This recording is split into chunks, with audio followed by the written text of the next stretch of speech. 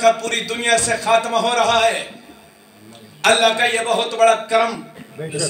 अल्लाह ऐसी मूसी मर्ज से, ऐसी बला से हमारी आने वाली नस्लों को बचाए। आंखों से आंसू निकले, नबी के रुखसार पर गिरे। आका ने फरमाया, अली क्यों रो रहे हो?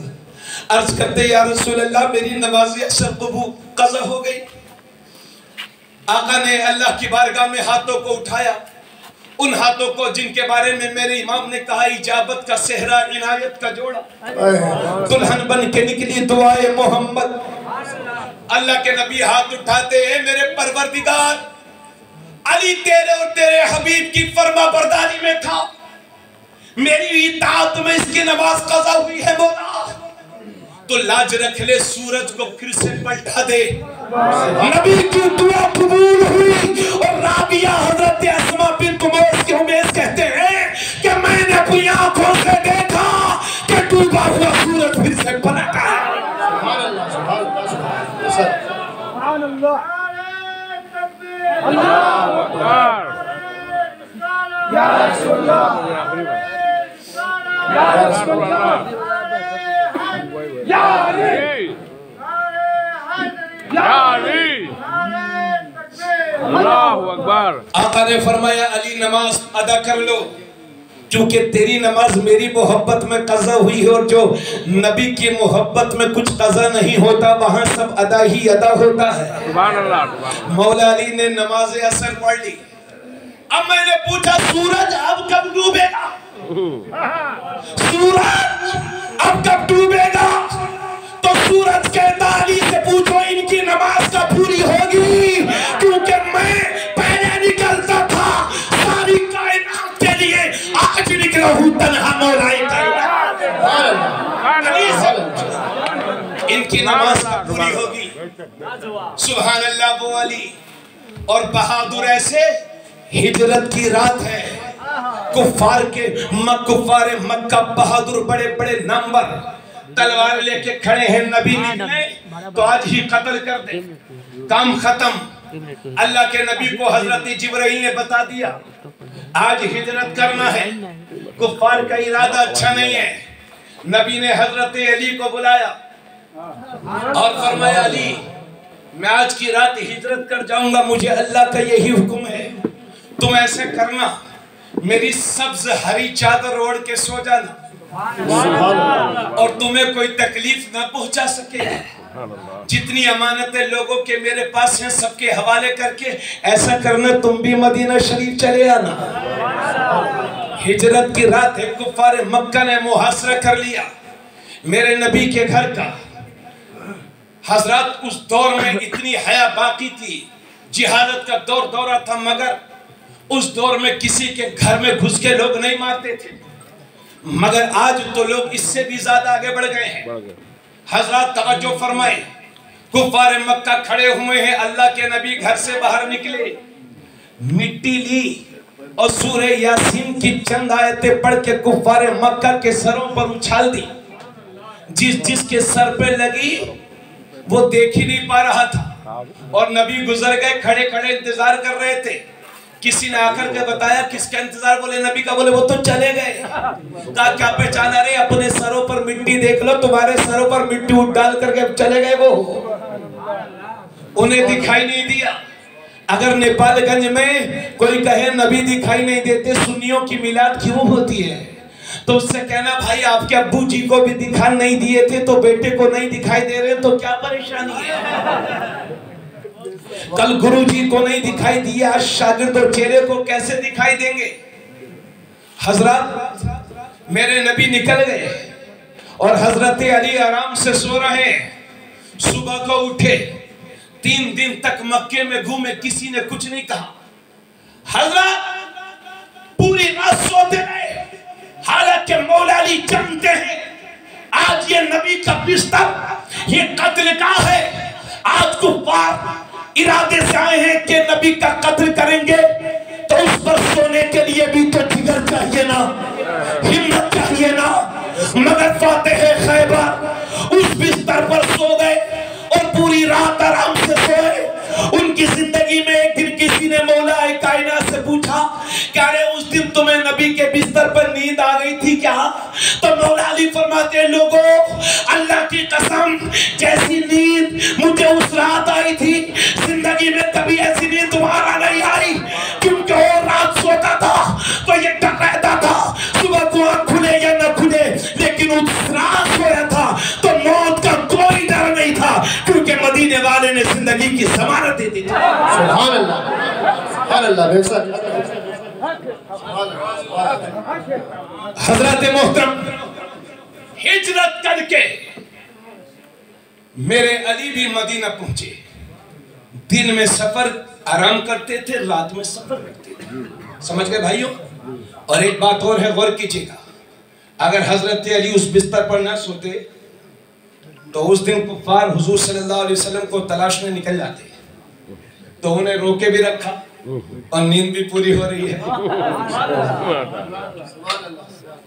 अल्लाह की शान। मदीना शरीफ पहुंचे, हजरत कुलसूम के घर नबी आराम फरमाते। पता चला मेरे नबी को अली आ गए हैं, तो नबी ने बुलवाया, अली को बुलाओ। अर्ज क्या गया, या रसूल अल्लाह, वो इतने थक गए हैं, इतनी उनकी तबीयत में थकावट पैदा हो गई है कि वो आप तक पहुंच न सकेंगे। मेरे नबी खुद तशरीफ ले गए, तो पैरों में इतना वरम था चलने की वजह से कि मेरे नबी की आंखों से आंसू जारी हो गए, पैरों से खून निकल रहा था। मियाँ, कोई हिजरत करना कोई आसान थोड़ी है। आपसे कोई कह दे आप चलो नेपालगंज छोड़ दो, चलो नानपारा में रहोगे। हिजरत करना कोई आसान काम नहीं है। नबी ने अपना लुआब हजरत अली के पैरों पर लगाया तो जिंदगी में कभी दोबारा वरम ही नहीं आया। वो मौला अली, सुभान अल्लाह, वो मौला अली। और क्या क्या कहूं उनकी शान में। हजरत, इतना कहने के बाद ये भी अर्ज करता हूं, साथ में मेरे नबी ने ये भी इरशाद फरमाया। नबी ने एक बार इरशाद फरमाया, हजरत उम्मे सलमा से ये रिवायत है, आका फरमाते हैं अली कुरान के साथ है और कुरान अली के साथ, अली कुरान के साथ और कुरान अली के साथ। आका ने फरमाया ये दोनों आपस में कभी जुदा नहीं होंगे और हौज़े कौसर पर दोनों मुझसे एक साथ मुलाकात करेंगे। आका ने इरशाद फरमाया, इन्ना अलिय्यम मिन्नी व अना मिन्हु व कुल्लु व वलिय्यु कुल्ले मोमिन। आका ने फरमाया अली मुझसे है और मैं अली से हूँ, और अली हर वली के, हर मोमिन के वली है। अली, सब मिल के बोलो, अली हर मोमिन के वली है। ये कोई नारा नहीं है, सिर्फ आप समझिए जोश में जज्बे में ना, ऐसा नहीं है ना। तिरमिज़ी शरीफ की हदीस है, आका ने फरमाया मैं अली से हूँ और अली मुझसे है, और अली मुझसे है, मैं अली से हूँ, और अली हर मोमिन के वली है। इसी वजह से आका ने इरशाद फरमाया। और आप लोगों को ये बात भी मालूम होना चाहिए, तवज्जो चाहूंगा, ये बात भी मालूम होना चाहिए आप हजरात को कि मेरे नबी सबसे पहले हजरत अली ने पैदा होने के बाद किसे देखा? नबी को देखा ना। तो नबी ने, हजरत अली ने नबी को देखा।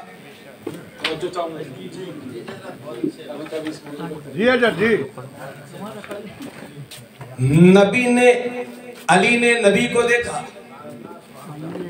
तो फिर जिन आंखों ने नबी को देखा, इसीलिए तो मेरे नबी ने फरमाया अन-नज़्रु इला अली जिन इबादा, मौला अली के चेहरे को देखना इबादत है। झूम के बोलो। पढ़े लिखे लोगों से जिनका वक्त हो चुका है सोने का, उनसे ये गुजारिश है कि थोड़ी देर और तशरीफ रखेंगे। अब मैं सैयदा फातिमा ज़हरा की बात करूंगा, क्योंकि मौला अली का जिक्र और फातिमा का नाम ना आए तो मजा नहीं आता। ईमान मोमिन की तबीयत तभी हरी भरी होती है जब मौला अली का जिक्र भी हो और सैयदा फातिमा ज़हरा का जिक्र भी हो। मौलाना जमाल साकिबला जिस हिंदुस्तान नेपाल के जिस हिस्से में भी जा रहे हैं, मेरी इस गुफ्तगू को सुनते जाइएगा। अब बहुत कीमती बात मैं आप हजरात के सामने अर्ज करने जा रहा हूँ। और एक गौर कीजिए एक बात पर, और हर सहाबी के साथ रज़ियल्लाहु अन्हु लिखा जाता है, मगर मौला अली के साथ कर्रमल्लाहु वजहुल करीम लिखा जाता है। सुभान अल्लाह। क्या लिखा जाता है? कर्रमल्लाहु वजहुल करीम। क्योंकि आप फरमाते हैं कि मेरी माँ हजरत फातिमा बिन्ते असद इस्लाम लाने से पहले जब कभी भी बुत के सामने झुकने की कोशिश करती थी तो हजरत अली उनके पेट पर अपना पैर लगा लेते थे और पीठ पर अपनी पीठ लगा लेते थे, यानी पीछे से अपनी पीठ और उनके पेट पर अपना पैर, ताकि वो झुकने ना पाए। आपकी माँ फरमाती है मैं जब जब झुकती थी तब तक मेरा बच्चा मुझको बुतों के सामने झुकने ना देता था। इसी वजह से आका ने फरमाया कर्रमल्लाहु वजहुल करीम। इसका मतलब यह है अल्लाह ने जिनके चेहरे को बुजुर्गी बख्शी।